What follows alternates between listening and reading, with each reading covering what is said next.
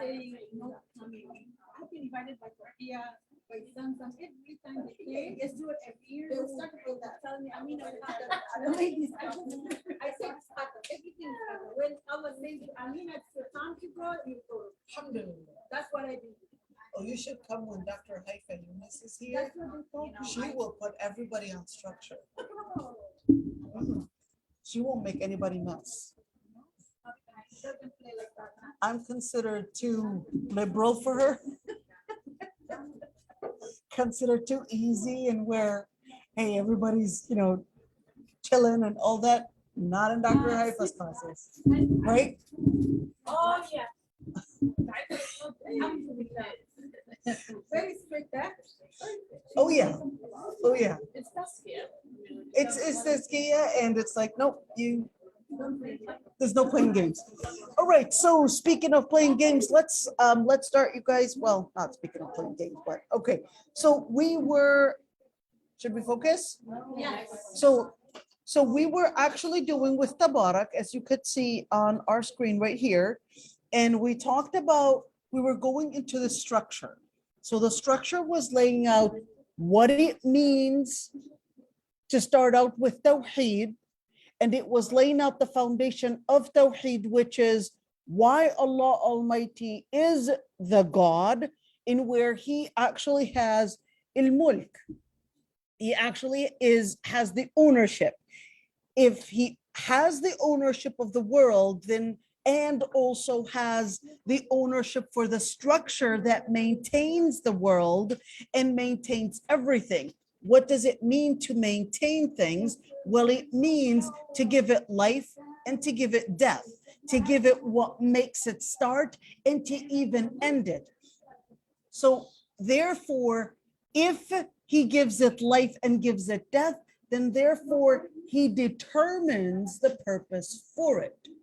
If He determines the purpose for it, then therefore He is the one to predetermine your life and your purpose and your existence. In other words, the essence for your existence.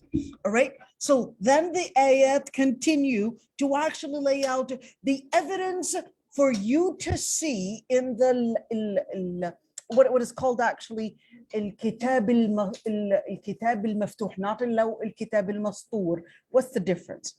الكتاب المسطور is really the written book. The Quran actually is the written book, but the written book, the written document, is always telling you to turn to the open document. What is the open document? Bishara, you're causing too much trouble. Sorry. Well, don't relax too much because they're going to get distracted. Okay. All right. So the Quran will tell you as the written book to turn to the open book. What is the open book? Which is really the world around you. The open book is so open that it actually, and so vast that it actually is including all the space and the galaxies, the earth, and even yourself. That is the open book to reflect who and what Allah subhanahu wa ta'ala had created you for and why you were created. And the most important note is that you were not created for a game. You were not created for entertainment, but you were created for a purpose, which is why the whole structure of the world, Allah subhanahu wa ta'ala tells us that the structure, they're starting to get sleepy, that the structure, whether it's in the actual creation, in khalq as-samawati wal ard, or whether it is in the beauty of it, in other words, there's the physics of it, the beauty of it, in where there is a pattern, and from that pattern, then you're seeing the pattern from the things up above you, the things underneath you, and of course, the things within you. So and then we continued speaking about that, hey, they will still reject despite all the evidence that reflects the magnificence of the Lord Almighty. They will still be stubborn to actually reject, but that should not whatsoever weaken you. So وَأَسِرُّوا قَوْلَكُمْ أَوْ اجْهَرُوا بِهِ can actually include two things. So أَسِرُّوا قَوْلَكُمْ, we're on the second page, أَسِرُّوا قَوْلَكُمْ, and speak in, that is of course what they had rejected the Prophet ﷺ with, say it in a loud voice, or whether in a low voice, in whisper matters, or even all the matters. So this is actually al-ibra bi'umum al-lafz la bi khusus al-sabab. So basically, this includes whether what the kuffar were talking about the Prophet ﷺ, or whether it would also include any type of speech, whether it is in silence or whether it is loud. Allah subhanahu wa ta'ala knows even what is said on the inside. Khadija. So I wanted to know the difference between Kitab al-Mastur and Lawh al-Mahfuz. كتاب المسطور واللوح المحفوظ. الكتاب المسطور, which is the Quran. اللوح المحفوظ basically contains people's deeds, people's futures in that before you were even created. So it contains all the different things, all the a'mal, all the future things that are going to happen, every single piece of it. That's in al-lawh al-mahfuz. That's with the malaika. That's up there in the samawat. All right? That's a different thing. Al-kitab al-mastur, when we're talking about kitab al-mastur, we're talking about al-Quran itself, the documented. And by the way, when we get to Surah Al-Qalam, we're going to get to the documented piece. This is really important. So stay tuned with that. وَأَسِرُّوا قَوْلَكُمْ أَوْ اجْهَرُوا بِهِ. So what does this ayah actually have to do with the previous words? وَأَسِرُّوا قَوْلَكُمْ, and say the words in silence or in short whispers. أَوْ اجْهَرُوا, or say it loudly. إِنَّهُ عَلِيمٌ بِذَاتِ الصُّدُورِ. He is all-knowing of everything that creeps in people's hearts. So what does that mean? This is actually telling us that all the thoughts and all the feelings that you have related to the words of Allah subhanahu wa ta'ala, Allah subhanahu wa ta'ala knows about it. In other words, not only the heavens, the skies, the galaxies, and what is in the earth, but even deeper than that, which is inside, which is actually really compared to the ayat in Surah Al-Hadid. In Surah Al-Hadid, should we go back to Surah Al-Hadid? If we go back to Surah Al-Hadid, so let's hope we can find it fast enough.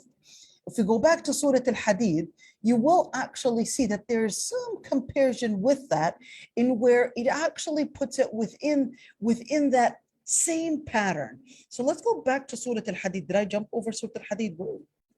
Okay, am I going? No, Surah Al-Hadid is this one. All right. If we actually go back to Surah Al-Hadid, you will see that when the ayat were speaking about Allah subhanahu wa ta'ala being al-zahir, being al-batin, and then Allah, okay, am I jumping? Okay, now I'm starting. Okay, here we go. If you actually look at Surah Al-Hadid, let's look at Surah Al-Hadid. Very, in some different patterns. Look at this. لَهُ مُلْكُ السَّمَاوَاتِ وَالْأَرْضِ يُحْيِي وَيُمِيتُ. You see it with Tabarak? You see the relation? You see the correlationship? لَهُ مُلْكُ السَّمَاوَاتِ وَالْأَرْضِ. He has the ownership of the basically the galaxies, the heavens and the earth. يحيي ويميت. خلق الموت والحياة ليبلوكم. Same thing. يحيي خلق الموت. يحيي brings to life. ويميت brings to death. وهو على كل شيء قدير. تبارك الذي بيده الملك الذي خلق الموت والحياة ليبلوكم أيكم أحسن عملا وهو على كل شيء قدير. You see the similarities? Let's continue. هو الأول والآخر والظاهر والباطن وهو بكل شيء عليم. What is that compared to? ألا يعلم من خلق وهو اللطيف الخبير. Right? In Surah Al-Mulk. How is that? هو الأول والآخر. He's the first and he's the last. والظاهر والباطن. He's what appears and he's the one that is in everything. And that's why the ayah in Surah Al-Mulk was telling us what? وهو عليم بذات الصدور. There's that part in where it's telling, well, don't just look at the surface. No, the Lord Almighty goes, He's a zahir and He's al-batin. He's al-batin, in where Just like ألا يعلم من خلق وهو اللطيف الخبير. He's the one that created and he's al-latif. He's the most subtle and he's the all-knowing. So this is the same thing. وهو بكل شيء عليم. ألا وهو اللطيف الخبير. Equivalent to بكل شيء عليم. Let's continue. هو الذي خلق السماوات والأرض في 6 أيام ثم استوى على العرش. يعلم ما يلج في الأرض, what goes inside the earth and what goes outside of the earth. وما يخرج منها وما ينزل من السماء, what comes out of the heavens, or the basically the clouds in this area, all right, and what goes into the skies. And then وما يعرج فيها وهو معكم أينما كنتم, equivalent to ألا يعلم من خلق وهو اللطيف الخبير, equivalent to وهو عليم بذات الصدور. You see those patterns? Now, when you look at these patterns right there, that's in order to get to the most important part, which is, of course, التوحيد. So we're going to go back to that surah, just so that we can see the equivalence right there. Same thing. When you're looking at Surah Al-Mulk, we're jumping from surah to another because you cannot only understand one surah without going to the other surah. You want to see the comparisons, you want to see the patterns, because it's trying to get you into seeing a full perspective of what the ayat are trying to convey. So let's continue. هو الذي جعلكم الأرض ذلولا. He's the one that made the earth for you. ذلولا. The word ذلولا actually means it's subjugated for you. فامشوا في مناكبها. Then walk within its roads, within its paths, within its sides. Why? وكلوا من رزقه. But فامشوا في مناكبها is in order for you to recognize the humility, to be humble. When you walk in those roads, it's not in itself the goal. The goal is to recognize the power of the Lord Almighty. The goal and the purpose of all this is to see the magnificence of the Lord Almighty, which takes us from Shufi Manakibiha, takes us to Illawh, Al-Kitab al-Maftuh, the open book. What is the open book? The world around you. The world around you. The Quran is al-Mastur, the written book. The open book is basically the world around you. So Allah subhanahu wa ta'ala is telling you, oh, walk in the world around you, walk around the earth, take those marches, take in those times to see through the open book, through the seas and through the earth and through the world around you, to see the magnificence of the Lord Almighty. فَامْشُوا فِي مَنَاكِبِهَا وَكُلُوا مِنْ رِزْقِهِ, and eat from what Allah subhanahu wa ta'ala had granted you. وَإِلَيْهِ النُّشُورِ. What is that all? What is that all supposed to lead us to? إِلَيْهِ النُّشُورِ. When you're walking on earth, when you're walking through the open book, you're coming to two recognitions. The first recognition is that this world was not created with no pattern. Therefore, there is a designer for it. The second recognition is that you're coming to recognizing that this world, that everything in this world actually has an energy that ends. The way they study space is that they basically look into their expectations of what's going to happen to the stars, and then they would say, well, this is then telling us how the world originated. What are they trying to get to by speaking about how the world originated? Why is that even important? Because if you're able to recognize how the world originated, then you're able to at least speculate what the ending of the world is going to be and where it's going to be. What is that going to lead them to? The purpose of life. So what scientists are really trying to get to is really the purpose of life. Why are we here? Why are we even created? what's behind this world. All right. That's what scientists are really trying to search and research. And Allah subhanahu wa ta'ala is telling you, well, what you will get to is recognizing a design, and what they will say is that the whole world is actually an ending energy, a force, the sun, the moon, everything in this world actually ends by ending its energy. In other words, it consumes its energy, and by consuming its energy, it actually proves to you that this is not a life that brought itself into existence, but was given the momentum to a certain time of existence. Why? Because if it were God, why can't the sun be God? If the sun was God, then the sun could have been capable of giving itself an endless energy, because then it would have given itself energy after energy after energy, and then the energy would be endless. Because if it was the one that gave itself life, then it would be the one to give itself a continuous life and make sure it never ends. So Allah subhanahu wa ta'ala is telling you, now you recognize two elements by walking on earth. Number one, recognizing that there's a pattern. And two, recognizing that there's an ending. So Allah subhanahu wa ta'ala is telling you, وَإِلَيْهِ النُّشُورِ. Now that you recognize that there's an ending for this world and an ending for your life, then you would recognize that the same way that it was brought to life is the same way that it can be brought to death, and is the same way that it can be brought to life back again. Which is why Allah subhanahu wa ta'ala is telling us all this ayah, all those ayat are really related to the opening ayat, the prelude. الذي خلق الموت والحياة ليبلوكم, the one that created life and death in order to test you. That's the prelude. That's the founding base for the whole surah. In order for you, every time you read the ayat, it's basically trying to take you to this base. This is the base.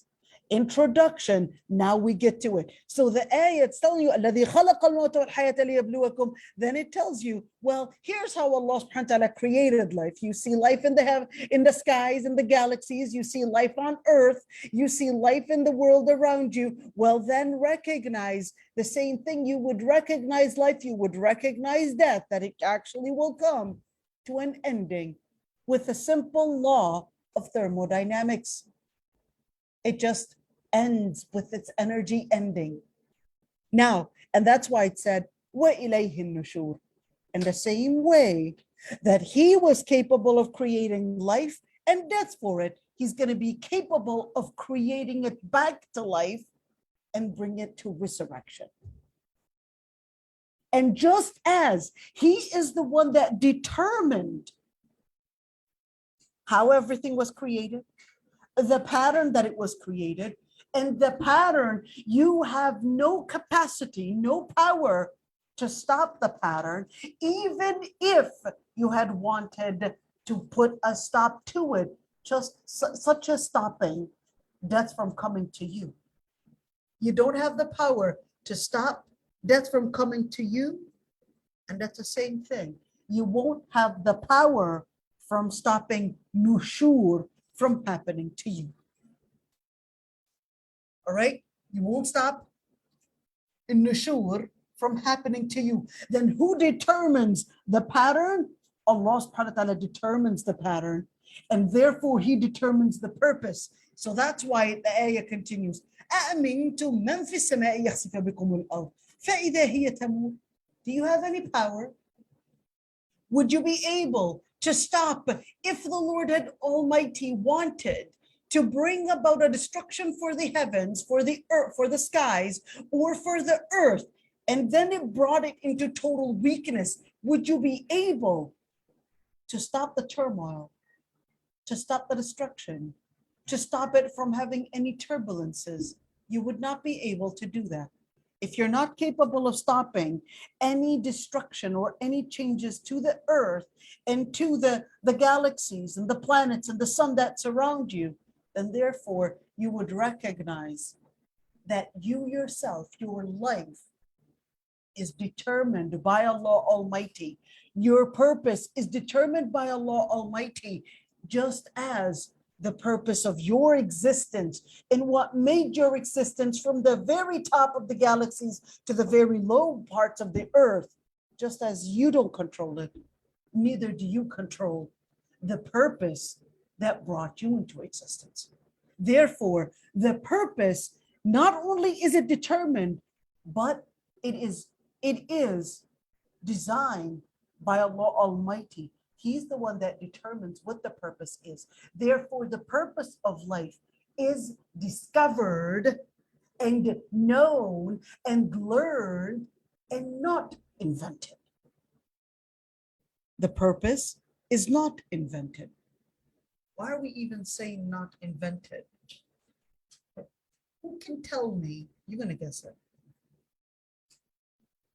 There's a very important philosophical term for that, which is making a purpose, an essence for your existence,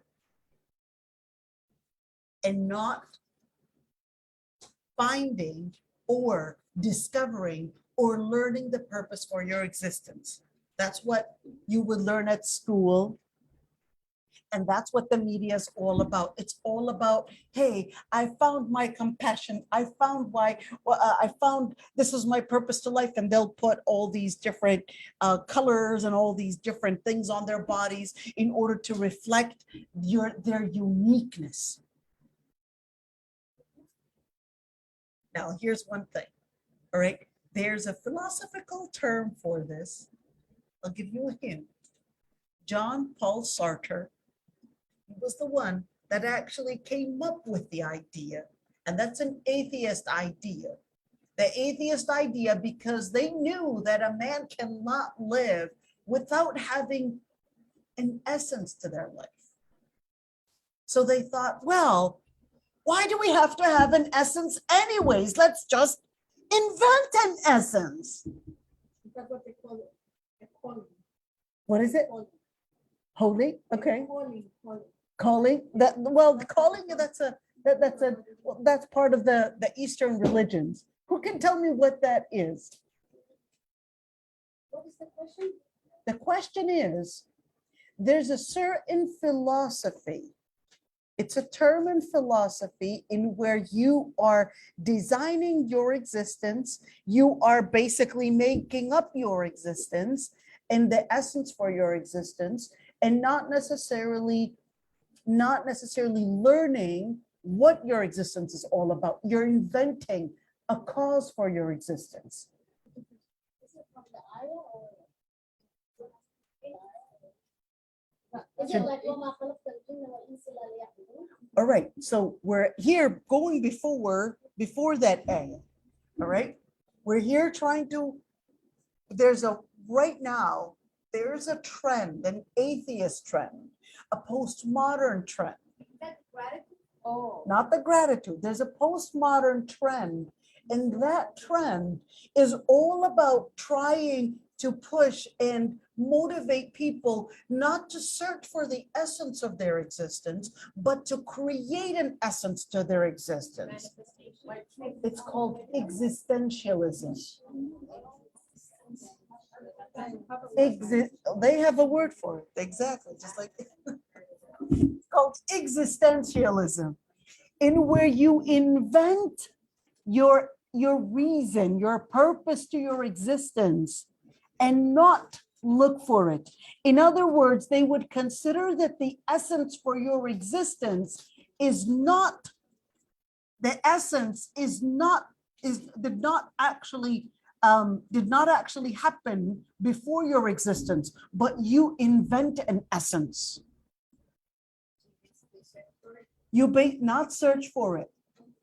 Oh, you mean what Islam says? Islam tells you, well, you've got two different things to look for, or two different things to look for. Number one is that in order to understand what is the purpose of your existence, Allah subhanahu wa ta'ala is telling you, "Famshu fi manakibiha." Go into the open book. What is the open book going to tell you? The open book is not going to tell you there is a God, but the open book is going to let you know that there is a pattern in this world, and that the pattern, that design in this world, actually cannot make itself and bring any origin to itself. Two is that you're going to come to a recognition is that there is an ending to this world. Now, الكتاب المسطور, the written book, which is al-Wahi, is going to give you that information that you are seeing in al-Kitab al-Maftuh. Are you with me here? So what you're going to see in the world, if I were to put you on an island, are you going to be able to discover that there is a God? No. You're going to discover that what is behind this world is all that you're going to ask. Know about God and you can't. There is no way for you to necessarily know about God Almighty through intellect. What your intellect or science can help you know is that this world is very sophisticated to create itself. It is only through al-Wahi, which is al-Kitab al-Mastur, the written document, al-Wahi, Jibreel, prophets and messengers, that's the only way to actually discover it. In other words, not discover it per se, but to learn about it. You know why? Because Allah subhanahu wa ta'ala designed our brains to be able to research what we're capable of touching, seeing, materialistic things. Our mind can only learn and dissect and understand materialistic things. Allah subhanahu wa ta'ala is not a materialistic thing. You understand what I'm saying? There's no way. Allah subhanahu wa ta'ala is beyond materialism. So to actually think that you will come to one day see Allah under a microscope or a telescope or stuff like that, it is impossible. Why?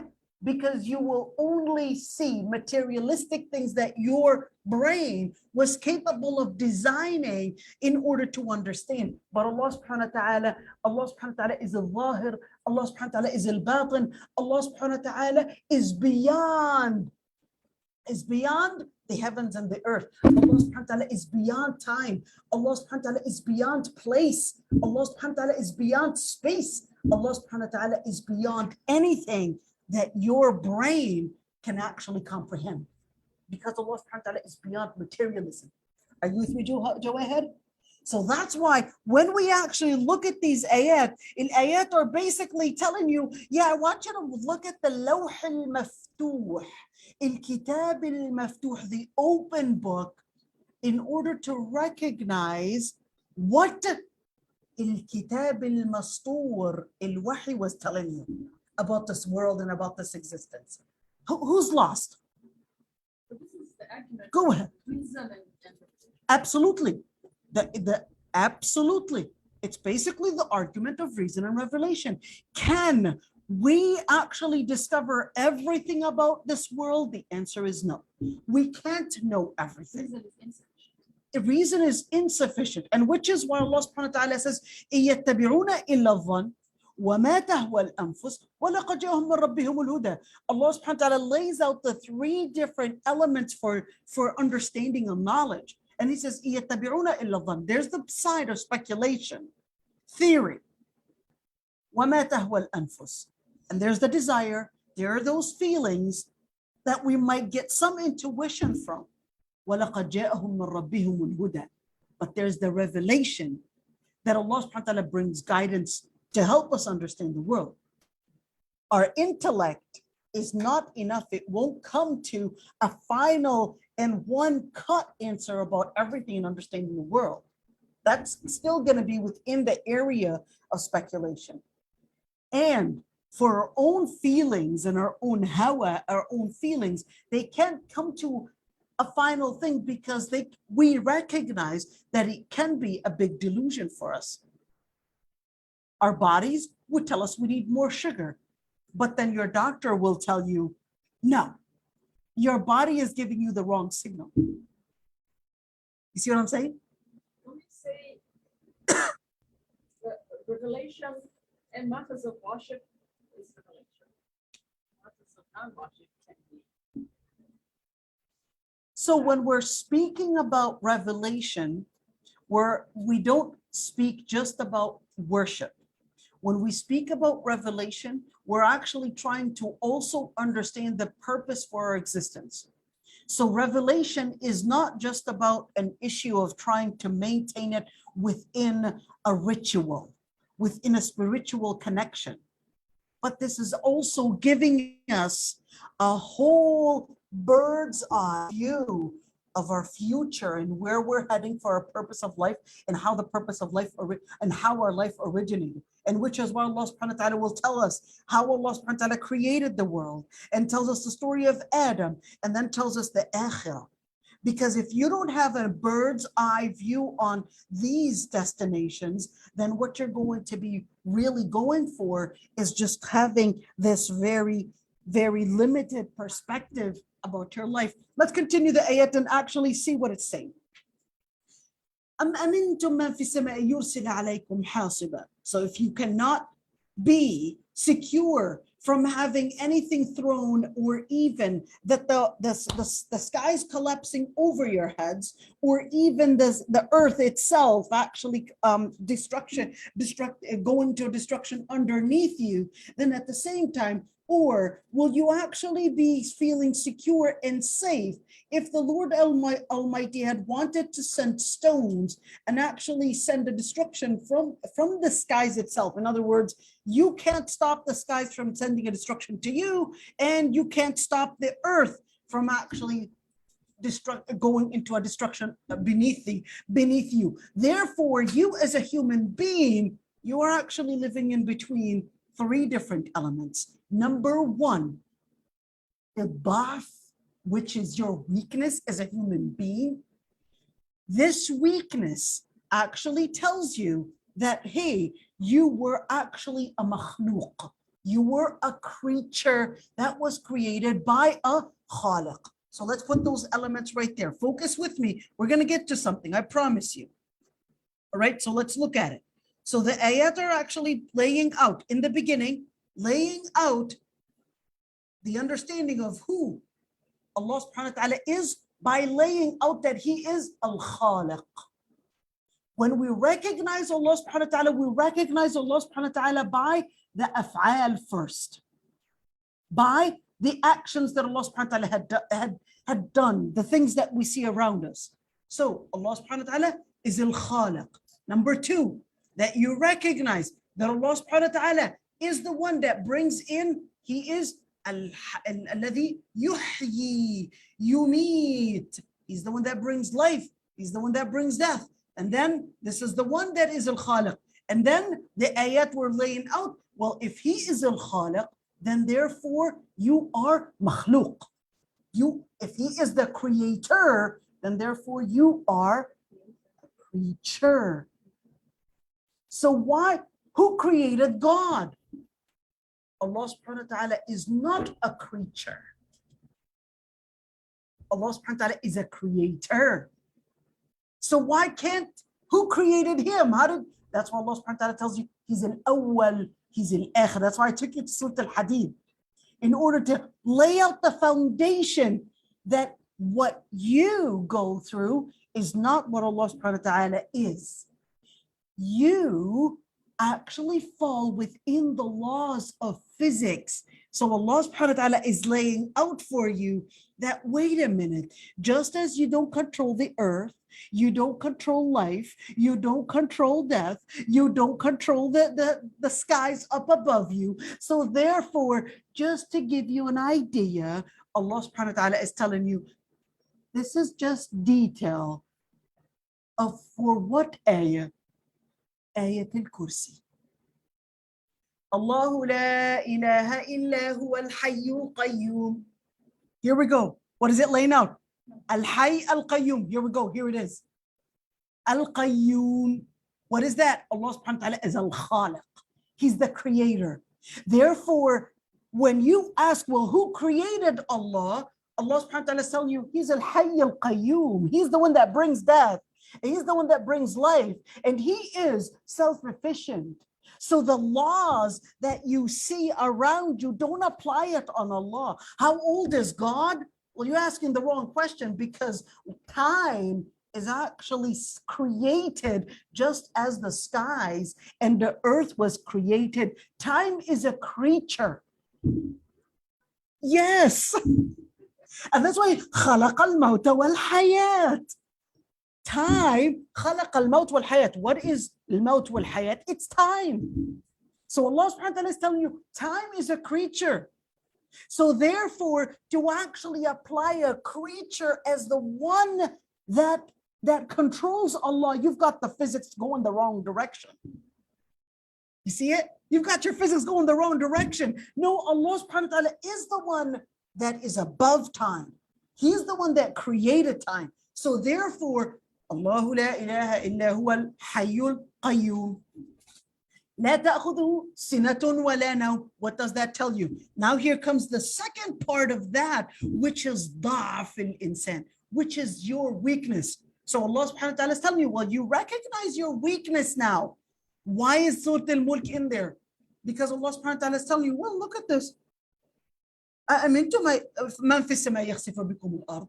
Are you insecure that whoever is in the skies and controlling that he won't actually collapse the skies over your heads?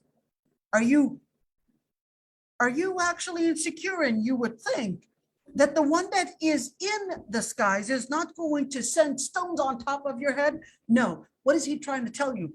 He's trying to tell you, you're in total weakness. You're actually in Allah subhanahu wa ta'ala's power entirely. What is that telling us? You're actually in the weakness of a human being. Weakness of a human being, what is that meaning? Let's continue the ayah. لا تأخذه سنة ولا نوم. لا تأخذه سنة ولا نوم. Allah subhanahu wa ta'ala, no weakness, no sleep, no tiredness befalls on the Lord Almighty. Meaning your ضعف, your weakness as a human being, the Lord Almighty, you cannot apply the rules of biology, the rules of physics on that happen to you on Allah Almighty. So once you recognize your weakness as a human being, you recognize the Lord Almighty's mightiness. You recognize the Lord Almighty's quwwah.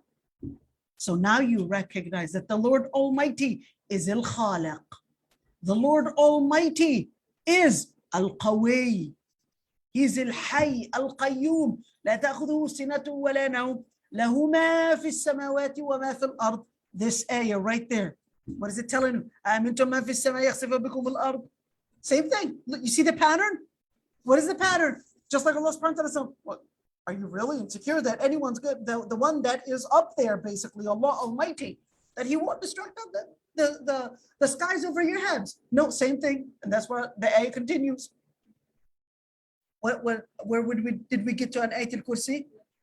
له ما في السماوات وما في الأرض. He is the one that, therefore, you come to the recognition that He controls, He owns what له ما في السماوات وما في الأرض. Therefore, you recognize He is the one that controls what is in the heavens, what is in the skies, له ما في السماوات وما في الأرض, and everything that is on earth. Now, that is the first recognition of understanding who God is. Now that you recognize al-uluhiyya right there, now time for you to recognize al-rububiyyah. What is that? Time for you to recognize. Iman, wake up, Iman. Should we give you a pack of popcorn? You sure? So now you recognize when we're looking at Tawheed, we're recognizing three elements. the first element, recognizing God's existence. Two, recognizing that the Lord Almighty, once you recognize your weakness, you recognize that the Lord Almighty is the only one that deserves the total obedience and the total ubudiyyah and the total servitude. Total ubudiyyah. So here's that ayah laying it out. And that's why the ayah says, مَنْ ذَا الَّذِي يَشْفَعُ عِنْدَهُ إِلَّا بِإِذْنِهِ. Who's the one that is going to be capable of doing any intercession? Unless the Lord Almighty gives the permission for that. إِلَّا بِإِذْنِهِ. مَنْ ذَا الَّذِي يَشْفَعُ عِنْدَهُ إِلَّا بِإِذْنِهِ. Why?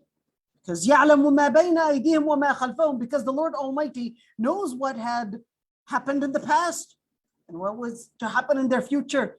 Going back to time. That the Lord Almighty is beyond time. So to the Lord Almighty, your past and the future is really the same in terms of His knowledge about it. His knowledge about it is really the same. Why? Because time is not what confines Allah subhanahu wa ta'ala. Allah subhanahu wa ta'ala created time. That's why He said, يَعْلَمُ مَا بَيْنَ أَيْدِيهِمْ. He knows what is going to happen in their future and what happened in their past. And then, وَلَا يُحِيطُونَ بِشَيْءٍ مِّنْ عِلْمِهِ. And they would have no power and they would have no capacity to have or even be aware or even see the borders of His knowledge. إِلَّا بِمَا شَاءَ. Unless He gives you certain knowledge. وَسِعَ كُرْسِيُّهُ السَّمَاوَاتِ وَالْأَرْضِ. The Lord Almighty's throne fills the heavens and the earth.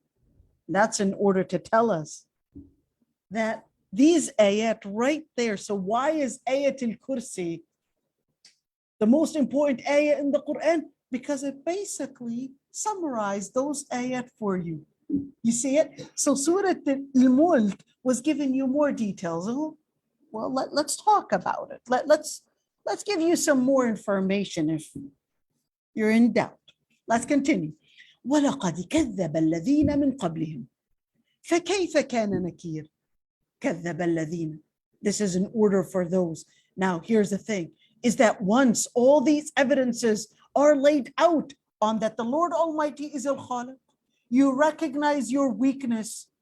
When it was time to go for the third category, which is to submit the Lord Almighty, then Allah subhanahu wa ta'ala tells you they will recognize these too. Al-Mushrikeen, they recognize that there is a creator. It's not that they denied one. They also recognize their weakness. It's not that they denied their weakness. It's too clear. But will they come to the third category, which is submit to Allah Almighty? So the ayah continues, وَلَقَدْ كَذَّبَ الَّذِينَ مِنْ قَبْلِهِمْ. There are many of those nations that had denied before them what was sent on to them, which is that they have to submit to the Lord Almighty. فَكَيْفَ كَانَ نَكِيرٌ. Let them know, let them ask, let them search. What happened to those nations?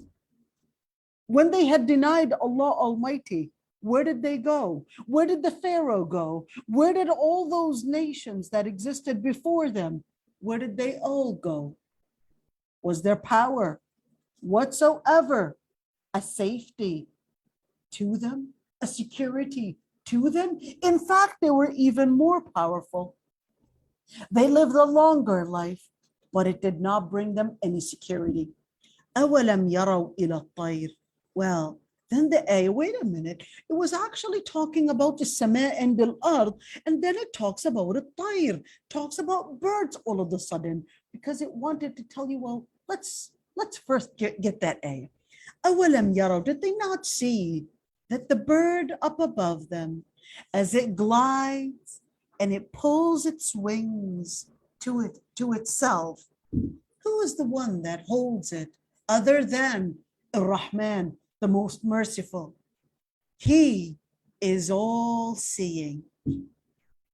what does the bird have to do with this within this context? Before, it was laying out for you general items, skies, earth. It wanted to tell you, you know what? Let's go into something smaller. Maybe that was too big for you to comprehend. Let's go for something smaller. Let's talk about a bird. If that's too big for you to comprehend, we'll bring a bird for you. As an example, you see the birdie up there? Well, good. Well, who's actually holding the bird from flying, from falling? You might say, well, the wings spread out and he glides and physics and we've got gravity and all these different things. But Allah subhanahu wa ta'ala is telling you, well, you may understand or you may put different theories on how all this, but Allah subhanahu wa ta'ala is telling you, it's like, yes, but I need you to ask yourself, who put the laws of physics to make this bird glide up there, be able to glide? Who was the one to put the laws of physics all put together? Usually in physics, they would study how things function. If there wasn't a pattern in the world, you would not be capable of studying not one matter. But the only reason why we're capable of studying physics, why we're able to study biology, why we're able to study math, etc., is because we know that there is a very intricate pattern.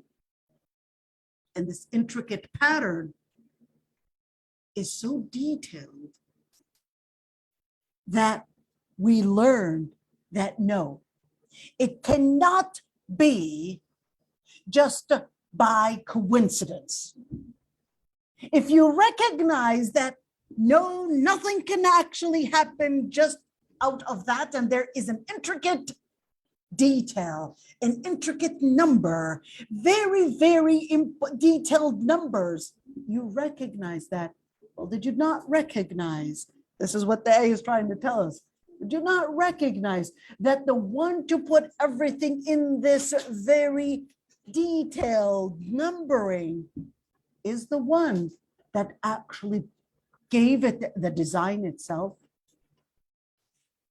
أمن هذا أمن هذا الذي هو جند لكم ينصركم من دون الرحمن. If you want, I can get the microphone.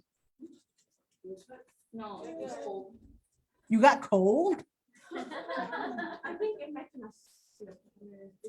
Oh, is that why it's because of the front? Yeah. That's where it's facing. Oh. Okay, I know. I guess they're too young. It usually works the opposite way, by the way. The older you get, the colder you get, because you start losing energy. This is real. This is real. You've got a doctor in the back, you can ask her. But the older you get, the more that you basically lost a lot your energy, right? And that's why you don't move much, and you start getting colder. And you start wearing sweaters to retain energy. And as much as you can, you wear a lot of clothes when you're old. A lot of clothes to put on those layers just to make sure that you're trying to keep and preserve the heat that your body kept. So, yeah. Somalis wear blankets? They wear blankets? No. What, winter blankets? Well, I think last time we really got cold when we came to the retreat. We really got cold and we really got hungry. And I think this time we're like, we're bringing food. We're bringing blankets. It's 101 on Sunday. Oh, okay. Well, oh, wow. All right, so let's continue. أَمَّنْ هَذَا الَّذِي هُوَ جُنْدٌ لَكُمْ يَنْصُرُكُم مِّن دُونِ الرَّحْمَنِ. I want you to recognize a number of different things right here. All right. So number one is that it actually brought in the bird, and then أَمَّنْ هَذَا الَّذِي هُوَ جُنْدٌ لَكُمْ. What is الجند? الجند literally means soldier, but this is actually not talking about a soldier. This is actually talking about the idols that they used to worship to give them support. They used to think that if they would worship these idols, that the idols are going to give them support, whether it's food or whether it's a good life. The pagan Arab, they didn't used to believe in akhirah. The reason why they worshiped those idols is because they believed that it would bring them support in this life, not in the akhirah. They didn't even believe in akhirah. They just felt that these idols were going to give them an inspiration to live a happy life in this life. You see it? And that's why the ayah said right there, أَمَّنْ هَذَا الَّذِي هُوَ جُنْدٌ لَكُمْ. You see those things that you consider as soldiers, as supporters, are they capable of giving you support and victory other than Allah subhanahu wa ta'ala and the most merciful? Why did it say the most merciful again 2 times? Ar-Rahman, Ar-Rahman. Let's see these ayat. The ayat were actually talking about that the consequence, if any change were to happen on the earth or the skies or the birds or even your own personal life. But Allah subhanahu wa ta'ala is telling you Ar-Rahman. He did say Ar-Rahim, by the way. He said Ar-Rahman. In other words, everything, regardless of if it's a believer or a disbeliever, all the bounties and all the good things that you have around you are actually because the Lord Almighty is most merciful. So the second that you see, for example, someone living a happy life, know that Ar-Rahman Almighty is the one that actually gave them this happy life, despite all the sins that they were doing. Despite their rejection for Allah subhanahu wa ta'ala, the Lord Almighty is still Rahman. So see it there. Not that Allah Almighty is, yes, He's giving them because of their sins. We're going to continue and actually see it in the other ayat, because in the other ayat, it will tell you, well, what happens is that there are many people that will actually think, let's go to that ayah, all right? In where the ayah, where is it? Is that they will actually, where is it? They will actually consider that Allah subhanahu wa ta'ala was giving them the bounties because they deserved it. And that's why Allah subhanahu wa ta'ala actually tells us here it is, we're actually right there coming to it. أَمَّنْ هَذَا الَّذِي هُوَ جُنْدٌ لَكُمْ يَنْصُرُكُم مِّن دُونِ الرَّحْمَنِ إِنِ الْكَافِرُونَ إِلَّا فِي غُرُورٍ. What happens?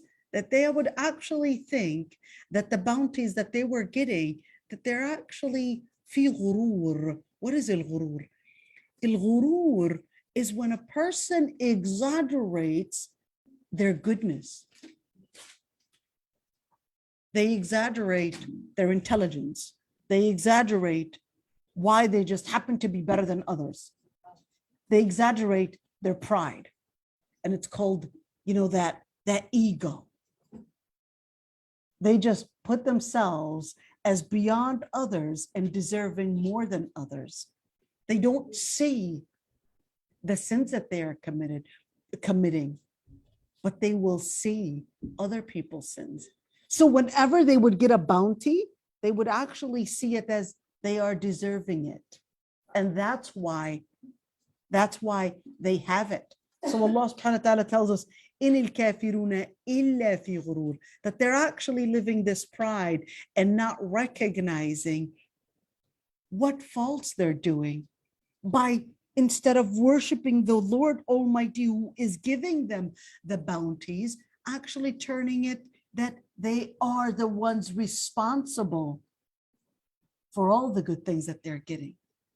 That they would think, it's because I'm intelligent.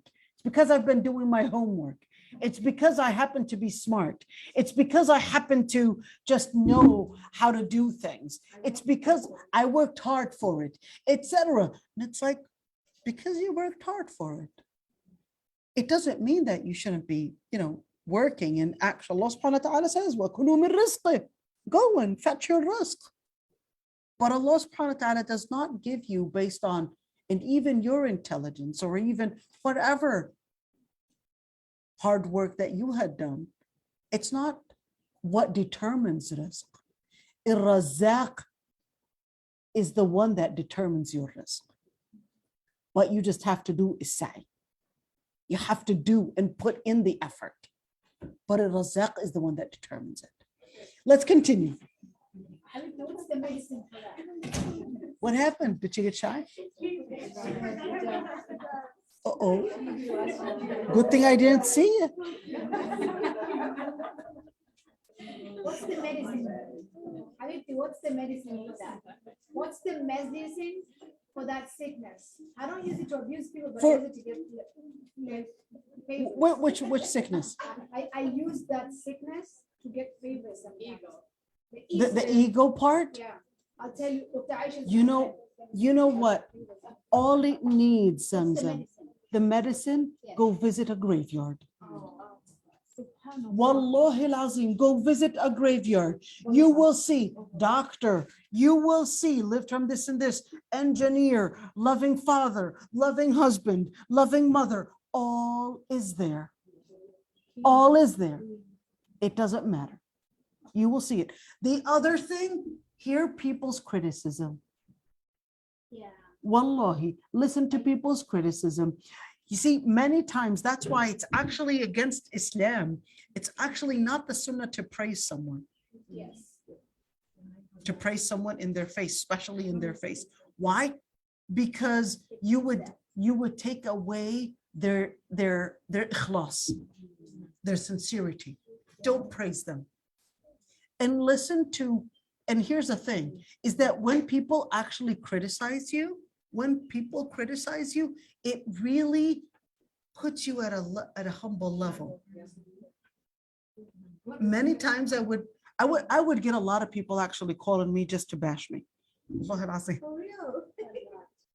A lot. Well, just to bash, it's like, you are this. I'm like, okay, all right. Yeah, just lets me know that I'm not necessarily always loved. Lets you know you're still a human being. You've got your weakness. You're not necessarily above all. You're not necessarily loved by all. Don't take advantage of thinking, yeah, I'm speaking, everybody else is listening. No, there are some that hate listening to you. Yeah, it is what it is. They put us on a humble level. Okay. They put us on a humble level. Yep, they basically put us on a humble level. All right, let's continue. What? فلا تزكوا أنفسكم هو أعلم بمن اتقى. Of course. فلا تزكوا أنفسكم. Don't praise yourselves. هو أعلم بمن اتقى. He's the one that knows who really is living the taqwa. Really is living the taqwa. Don't praise yourself. So how do you say love somebody? You can love somebody for whatever they practice that Allah loves. Why do I separate between praise and loving somebody for what Allah loves that they're doing, and it just shakes me like that? How do I do? Because I constantly see people what Allah loves. Wallahi, I love them for that. And I come and say, love this. How do I do that? That's different, because when you tell somebody أحبك في الله, for example, أحبك في الله, okay, don't tell a man unless it's your husband. All right, أحبك في الله, for example. All right, absolutely, it's actually sunnah. All right, but when I come and say, hey, you know what, Zamzam, you're the most beautiful person on earth. You are just, you are just so smart. You are this, you are this, you are this, and I'm constantly doing this. What am I doing? I'm just feeding your ego. Even your children. Absolutely. You're so smart. You're the smartest girl in class. Yep. Don't always, it's not an Islamic way, even with your children. It doesn't mean, hey, you're stupid. No, it doesn't mean that. But it's basically putting in that balance. Don't let them think that they are always smart and overpraise them And where then when they go out in the real world, they don't find this praise. And then they start going into depressions like, hey, why, how come my mom was always telling me this? And I discovered that I wasn't the most perfect after all. Let them live the balance. It's okay to know that, hey, you need to work out some more. You need to work on this challenge. You've regressed a little. Let's work on that. I know you could do it, but I want you to work harder. Lately, I've noticed some changes. I need you to improve. You were doing better before. This is how we could do that balance. Don't always praise. Go ahead, my dear. Okay. Chef, you know how sometimes there are certain people that are listening, right? And they look at certain chefs or chefs as if they're on the same level as them, and they're not on the same level, right? Let's say, I know somebody in this group, maybe they don't see your value, or they don't realize that you're not on the same level, or they haven't taken the mannerisms of how to be a student of knowledge and how to talk to your sheikh or something of that notion. And in regards to show them that indirectly, right, in a group chat or something, you're saying you're this, method. There are certain people that will come up to you and they'll say, sister, but yeah, Let me tell you one thing, Samira. Culture has a lot to explain in that regards. but nobody It's should not call you always the sister. same. It's bad energy. They should call you sheikh. That's your title. When they go to a No, doctor, they go to I'll a tell you, doctor. no, it not necessarily. It puts me on a humble level too. Uh-huh. And there's the reason why I said culture has a lot to explain in that regards. When we speak about teacher and student, there was before, especially historically speaking, there was this Sufi example, a Sufi, let me call it an image, that there is this hierarchy type of thing.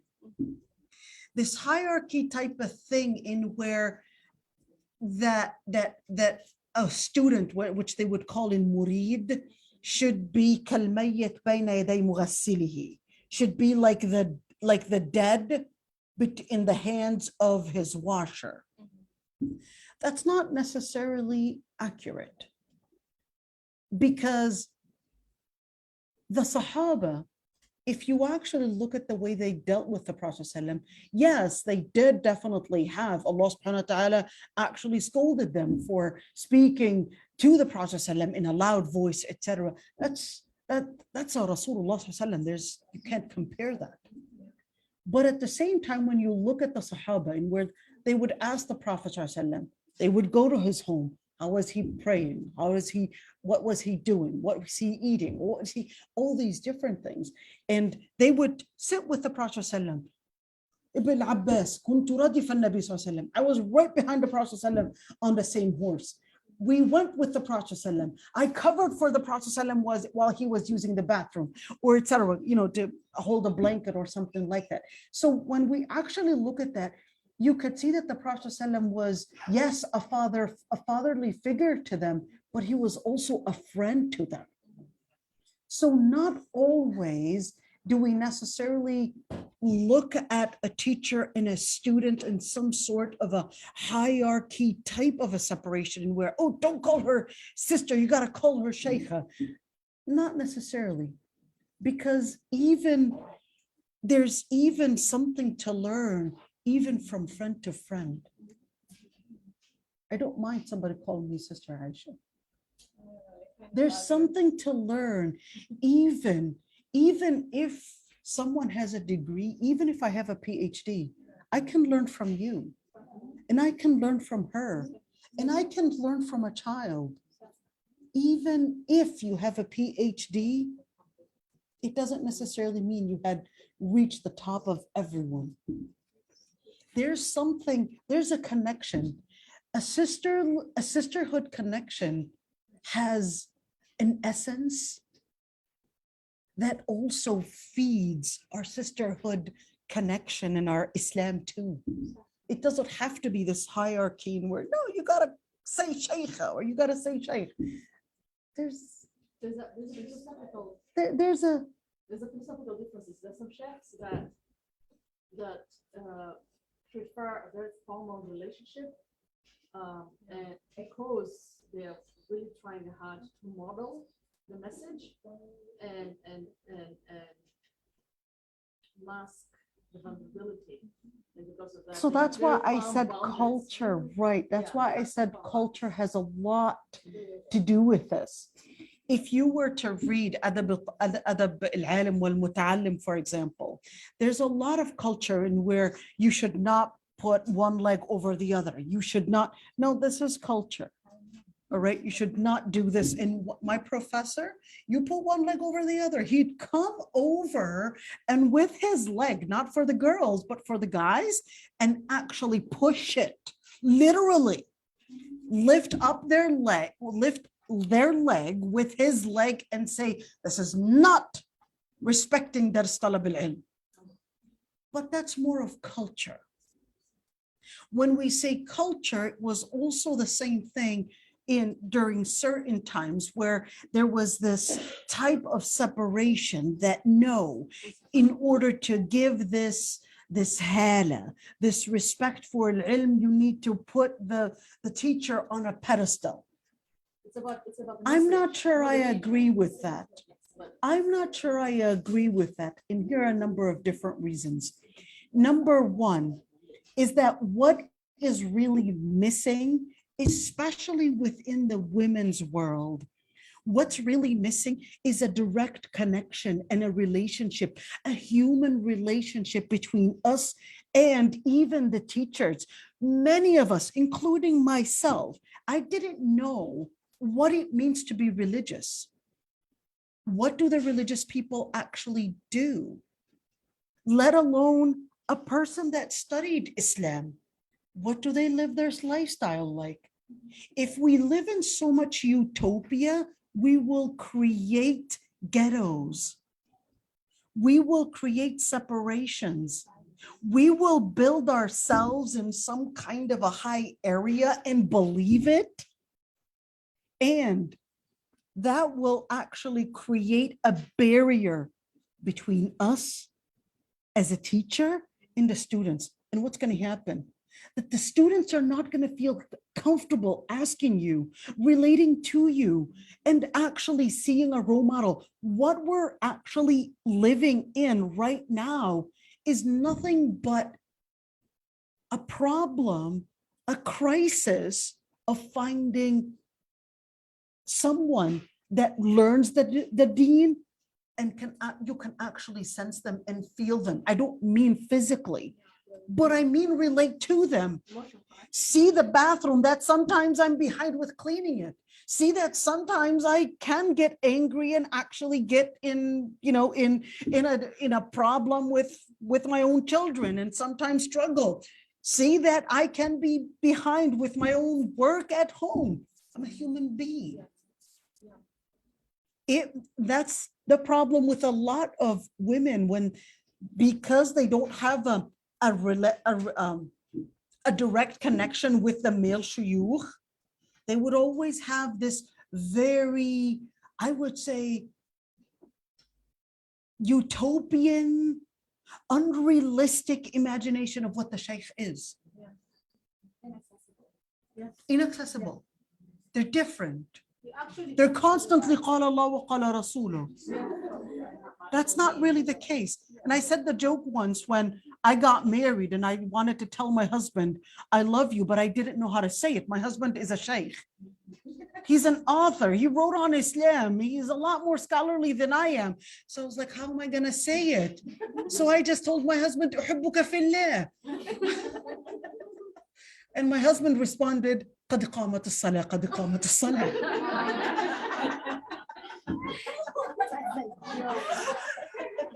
It's like, seriously, seriously, have we, you see what I'm saying?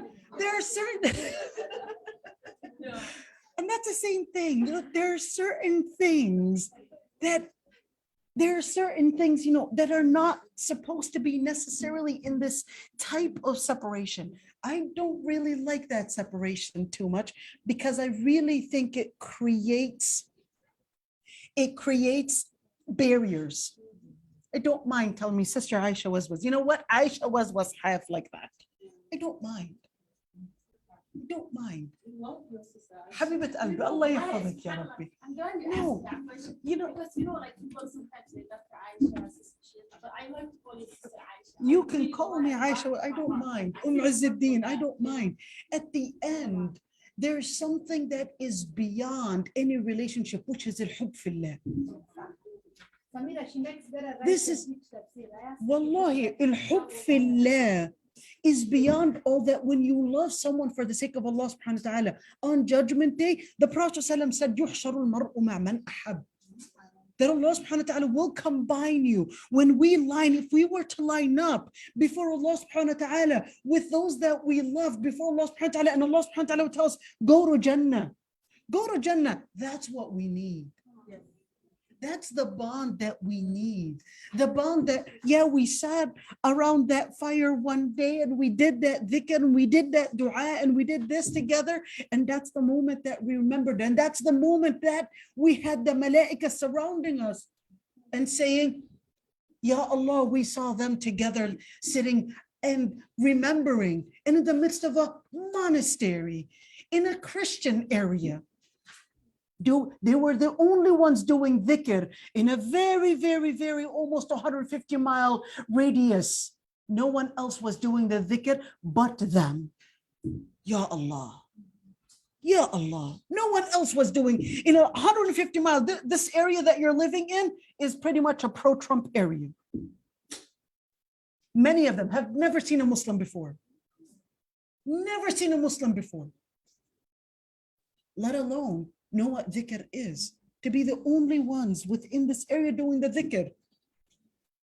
And the malaika actually telling Allah subhanahu wa ta'ala, that's the most important bond.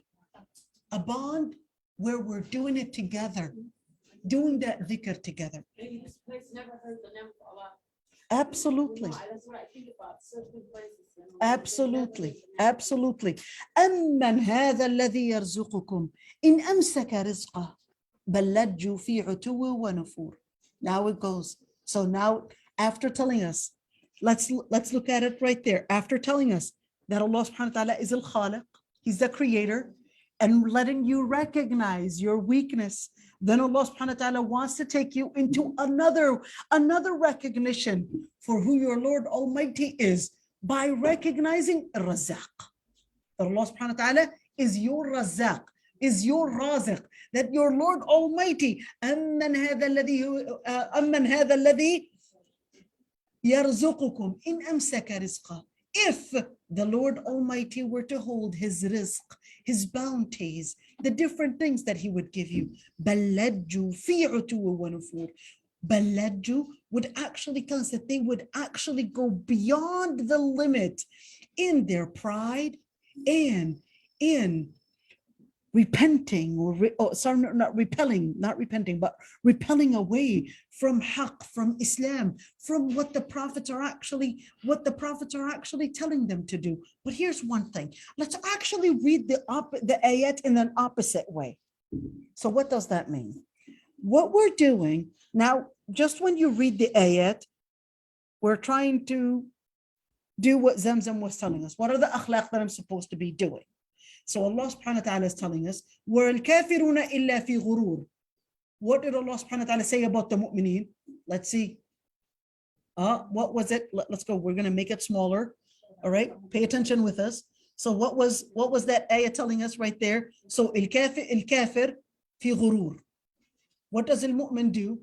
Al-mu'min فَامْشُوا فِي مَنَاكِبِهَا. They would walk in humility. The opposite. What does it mean to be humble? To be humble, it actually means a number of different things. Number one, to be humble means to recognize that all the different things that you have, whether it's your beauty, your power, your intelligence, your money, etc., is from Allah subhanahu wa ta'ala. That's what it means to be humble. That's number one. Recognizing that it's from Allah subhanahu wa ta'ala. Number two is that you recognize, how do I actually get there? Well, you would recognize that you're actually not the most important person in the world by recognizing other people around you. Recognize other people. Recognize, hey, mashallah, she's smart. She's actually getting this. She's getting that. To recognize that, hey, you're not the top of everything. Number 3, how do I actually live it in practice? How do I live being humble in practice? You live being humble in practice by living akhlaq. Don't get disgusted from people. Don't show off your things and thinking that, hey, I'm showing off my stuff. Don't show off your things. Number 3, how do I actually live that in practice? Visit the poor. Visiting the poor lets you see, and even the uneducated, by the way. Wallahi, when you visit the poor, you will recognize one very important thing. When you live with the poor, you would recognize that they would have something very simple, but they would see it as everything. And you would recognize that when you see the rich, yet still complaining and having all those problems at home, but the poor, they will have no teeth probably because they don't have the money to go to the dentist, but still give the most beautiful smile. But still give the most beautiful smile. Wallah, smile.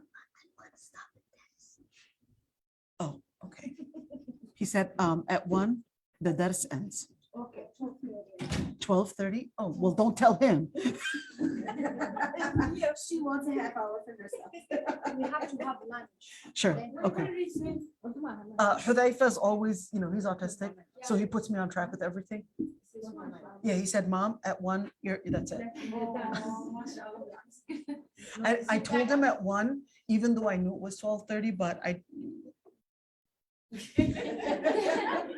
yeah, sometimes I can cheat. Dr. Aysha, we have to come back at around 2:30 because we have a lot of class to do. So there's no sleeping there. 2:30 we'll do class, we'll pray asif, we'll come back to class. Some of us. What if the teacher sleeps? You You know what?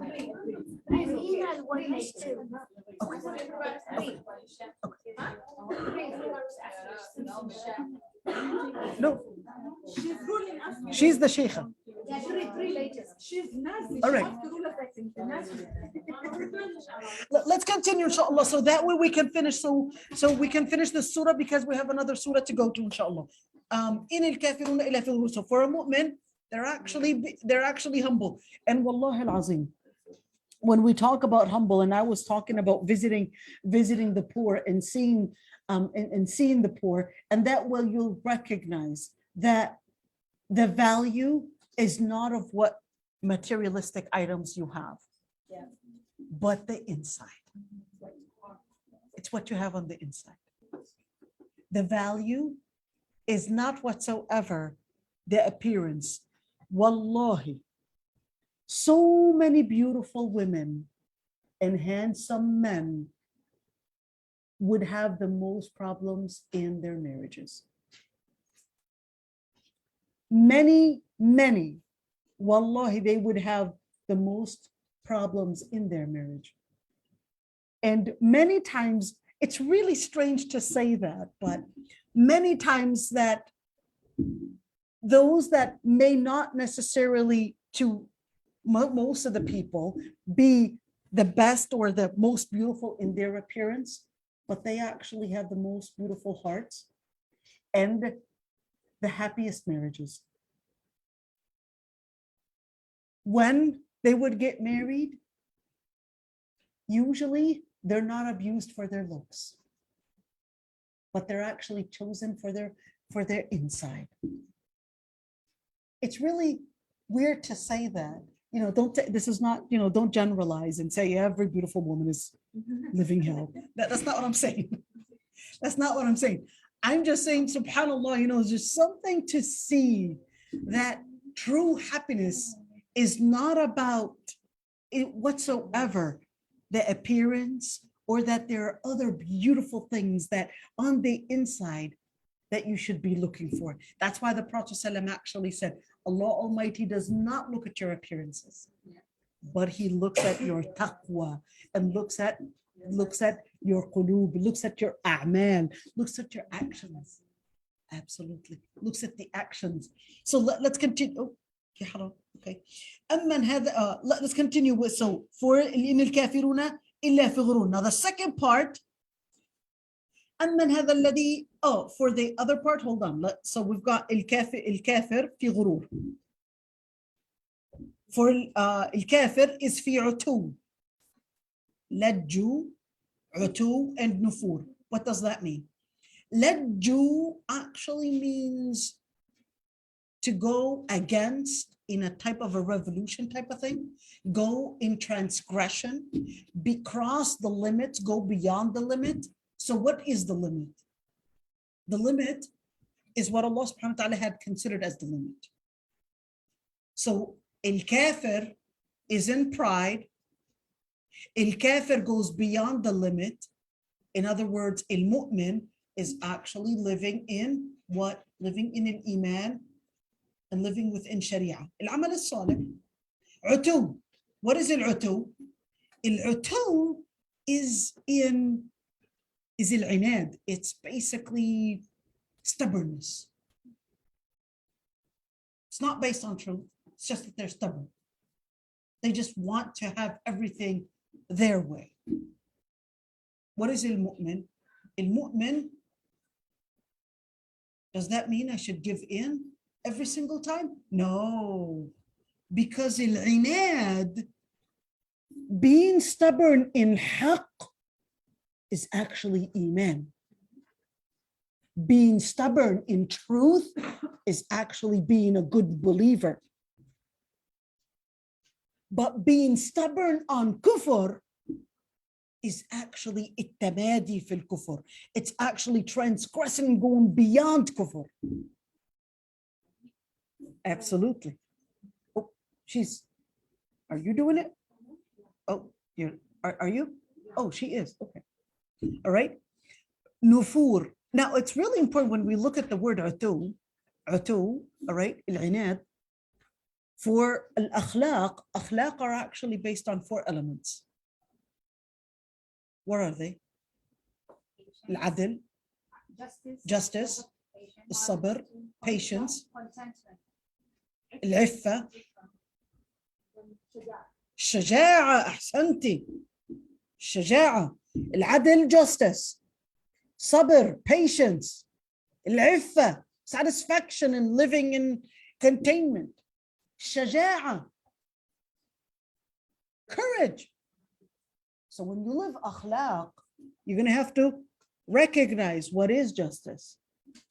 And you have to be patient. Don't give in. There's going to be a challenge. Don't give in. Hold on to it. And live with iffa. You will come across challenges that will test your endurance. Have iffa. Stick with being satisfied with limited items to be able to live the akhlaq, to live morality. And you will still be tested even more and more. You have to have the shaja'a, the courage to defend al-adl, to defend justice, to defend haqq. And justice in Islam is not only relating people's rights, but is relating even when it comes to defining what is ethical and what is not. Where you stand up and you say, this is halal, this is haram. Even if my job is the risk, I'm going to say what is haqq. Even if that meant my marriage, if my husband is going to do what is going to be haram, and feeding us haram, even if my marriage is risk, I need to actually consider haqq is haqq and batil is batil, no matter what it takes, even if it means my life. Haqq is haqq. That's a shaja'a. That's al-akhlaq in short. So that's why al-utu, when we speak about al-utu, for a mu'min to actually be in strength, in shaja'a, in stubbornness, braveness, on haqq, is actually a good thing. It's something to praise. Nufur, when they repel away. So what is a mu'min? Remember, we're reading the ayat in the opposite direction. For a mu'min, they're not, nufur actually means to repel away. For a mu'min, the Prophet ﷺ, what did he say? That you would not be a believer حتى يكون هواه تبعا لما جئت به. You would not be a believer unless your hawa, unless your feelings are actually going in parallel with what the Prophet ﷺ had come with. In other words, what? The mu'min is actually not in nufur, but is actually ala iqbal. But they would be rushing to Allah subhanahu wa ta'ala. The kuffar, nufur, the repelling away. You see it? أَفَمَنْ يَمْشِي مُكِبًّا عَلَى وَجْهِهِ. Ya Allah, look at this ayah. Talk about a mental illness. أَفَمَنْ يَمْشِي مُكِبًّا عَلَى وَجْهِهِ أَهْدَى أَمَّا يَمْشِي سَوِيًّا عَلَى صِرَاطٍ مُسْتَقِيمٍ. Are those that are walking مُكِبًّا عَلَى وَجْهِهِ? What does that mean? There's the literal sense and there's the metaphorical, figurative sense here. I'll first explain the literal word of it. أَفَمَنْ يَمْشِي مُكِبًّا, are those that are walking with their heads down and their faces down equal, or are they more guided than the one that is walking up straight on a straight path? That's a literal translation, not accurate really. There's actually a figurative, metaphorical part to it. What is that? Well, أَفَمَنْ يَمْشِي مُكِبًّا, when you're actually walking, and when you're walking, for those, we used to have a ranch, and the goats, especially goats, no, actually the sheep, not the goats. Goats are actually wide awake. The sheep, they would be walking this way. The sheep, they would be walking this way. And the sheep, unlike the goats, the sheep, they actually can choke on many things. They will actually go in the wrong direction, because when they're walking this way. And they're just looking down. They don't see the path. The goats, on the other hand, and Somalis know this one very well. Goats, on the other hand, when they walk and they would raise their heads like this all the time. Yes. And goats don't eat from the ground, they eat from the trees. They go up and they're willing to climb. And even when they climb, they're always looking at everything. They're always observing. So Allah subhanahu wa ta'ala is laying out one here, an element where you could see it, where you could recognize these patterns, in where for al-kafir, he's mukibban ala wajhi, he's walking, and the only space that he's seeing is really his life now. How much money am I making? His life so narrow. His life now. How much money am I making? Where am I going? What am I going to build? What am I this? What kind of a car, etc. My beauty. What am I going to buy? Now, what is he? Mukibban ala wajhihi. Mukibban. They could only see a very narrow distance. But for the believer, yamshi sawiyan, back raised, observing the world around him. Yamshi sawiyan. The most important thing is sawiyan. What's the difference between the opposite of within this area? There's tabaq. So here, this guy is yamshi and this guy is yamshi. Both are walking. This one's walking and that one's walking. This one is mukibban and this one is sawiyan. The kafir, mukibban. The mu'min, sawiyan. Ala wajhihi. How much can they see? They can only see a very narrowed space. على وجهه. Not beyond what they could see and what they could hear. Not beyond their time now. For a mu'min, على صراط مستقيم, they've got a goal to get to. And that is صراط مستقيم. الآخرة. That's my goal. For a believer, no, they got a bird's eye to see. They view the world, the maze, by not living that moment and just trying to take so many directions and getting lost within the maze. No, they get a bird's eye. How did they get that bird's eye to look at the maze? Quran and Sunnah. Why?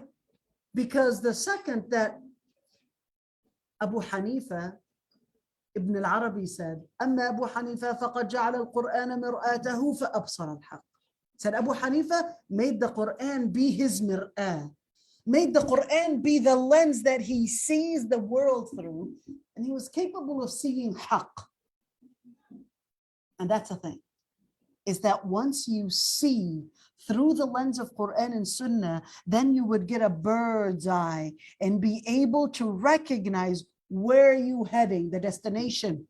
And which is why, if you actually, even psychologically speaking, those that are sad, you could see that they're looking down. And those that are happy, you could see them looking up. You could see it even in the gaze, facial expressions.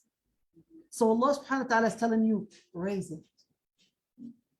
Remember, even if it's a sorrow moment that you're living in, that's not the end of it.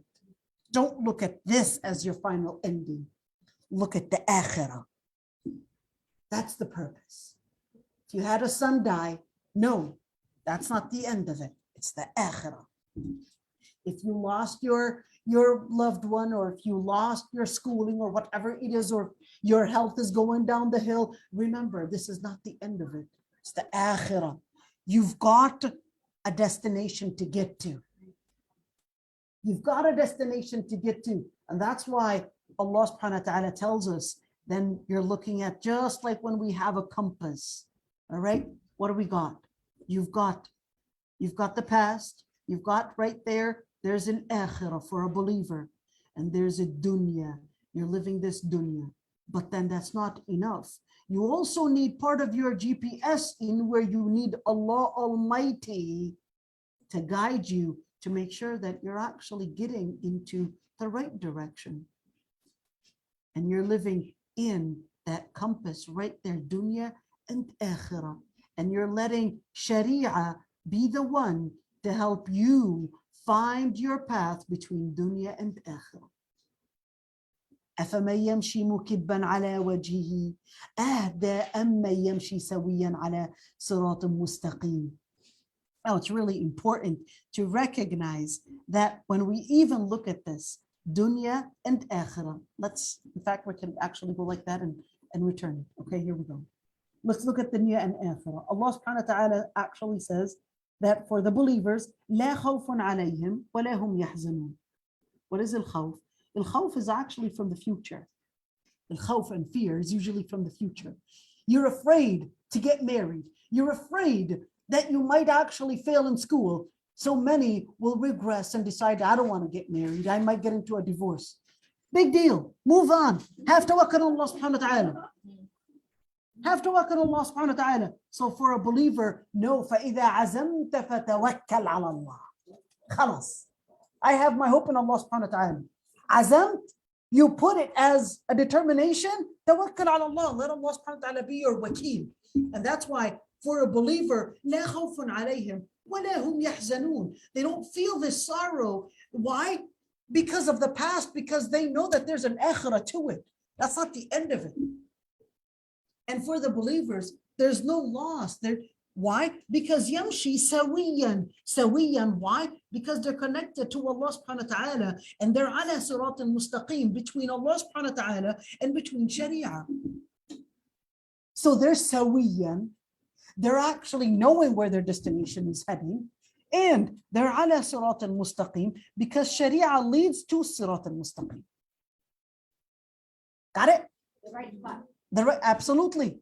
The right path, the straight path. قل هو الذي أنشأكم وجعلكم السمع والأبصار والأفئدة. What are the tools for me to recognize these paths? Allah subhanahu wa ta'ala tells you, tell them that He was the one that created you, and He had given you as-sam'a wal-absar, the hearing, the seeing, and al-af'ida, and the brains, and the heart. قليلا ما تشكرون. Very few will be thankful. Wait a minute, this actually needs a little bit of stopping. Why did the sama' come before the seeing? Because even when you see the open book, wait a minute, open book, now you're going to the open book and closed book again? The written book again? Yes, we are, because remember the ayat are all connected to one another. So now the ayat tells you, وَجَعَلَكُمُ السَّمْعَ وَالْأَبْصَارِ, because the most important ilm that you get is the ilm that comes from wahi. What you see is not enough to help you know what is beyond this world. So that's why sama was actually the first thing that you will be tested with. You will be held accountable for. Did you hear the revelation? Were you capable of recognizing the revelation through your sight? Did you process the idea with your mind and your heart? You see it? Now that's where is-sam', al-absar, al-af'ida. Let's look at it on the other side. Is-sam', what are you going to hear? You're going to hear أن تشهد أن لا إله إلا الله وأن محمد رسول الله. الأبصار, you're going to recognize فعل الله سبحانه وتعالى. You're going to recognize the power and the actions of Allah subhanahu wa ta'ala. Here, you would hear the revelation. Here, you would recognize the power of the Creator. And al-af'ida is to recognize it deeply in your heart and recognize it with your mind and recognize it with every single pore within your body. قَلِيلًا مَا تَشْكُرُونَ. So here, and say, He is the one that created your hearing and your seeing and your hearts and your minds. قَلِيلًا مَا تَشْكُرُونَ. Very few will be thankful. And say, He is the one that created you in vast numbers on earth, and to Him shall be your resurrection. وَيَقُولُونَ. And they will say, when is this promise? When is this day that is the day of judgment? If you were really honest, say and answer and respond to their question. Or it wasn't necessarily a question or an inquiry, but it was more of a rejection. Tell them and be strong and be affirming.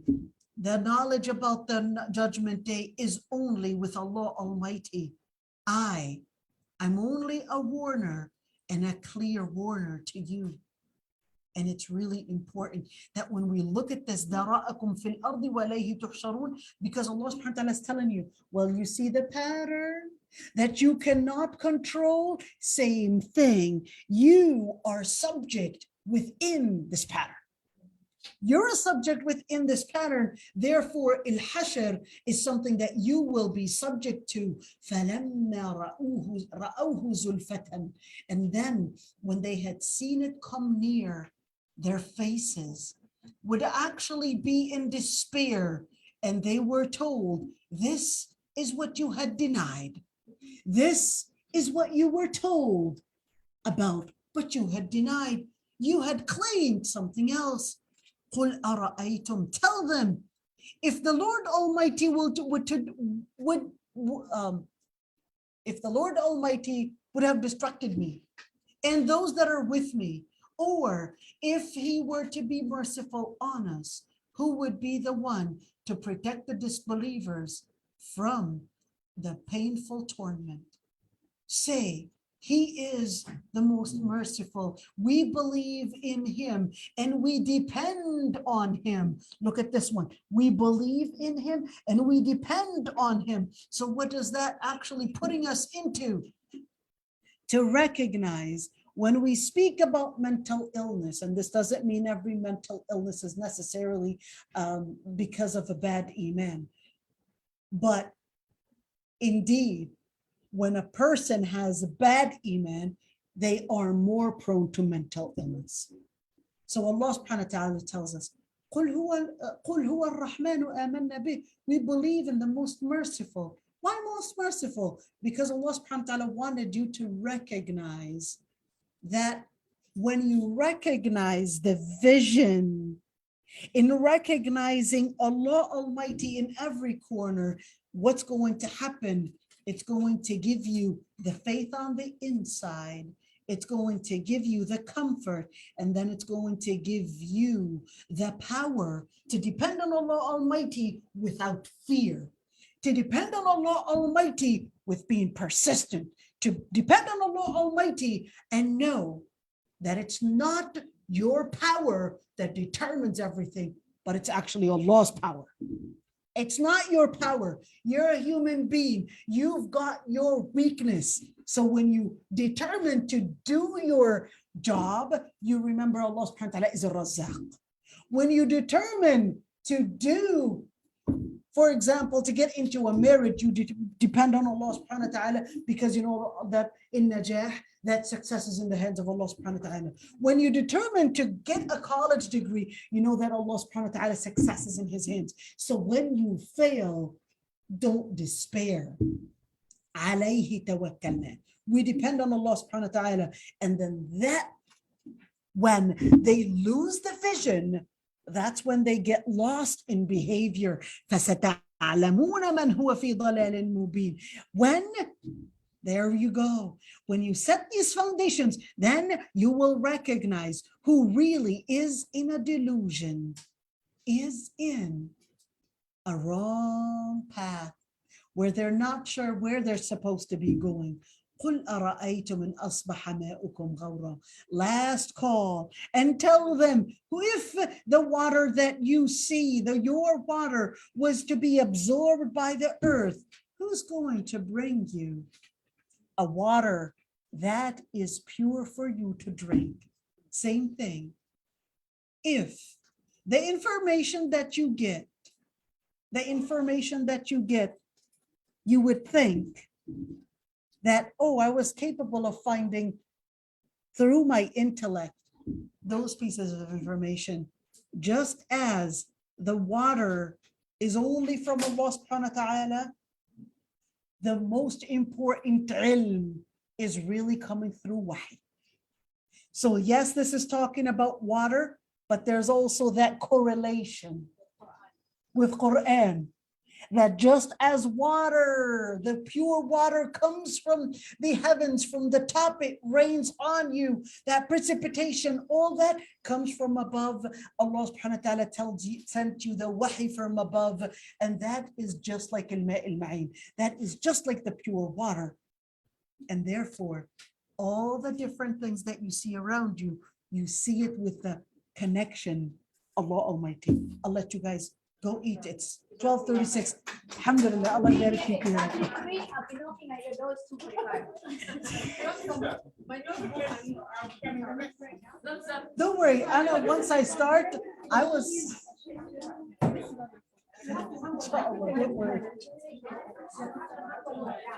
So we'll come back at 3, inshallah? Inshallah. Oh, what was the question? I don't know. I asked her the question. She didn't answer. Oh, okay. She had her hand up. Oh, ya haram. Oh, no. We'll answer the question at 3, inshallah. Inshallah, we'll answer the question.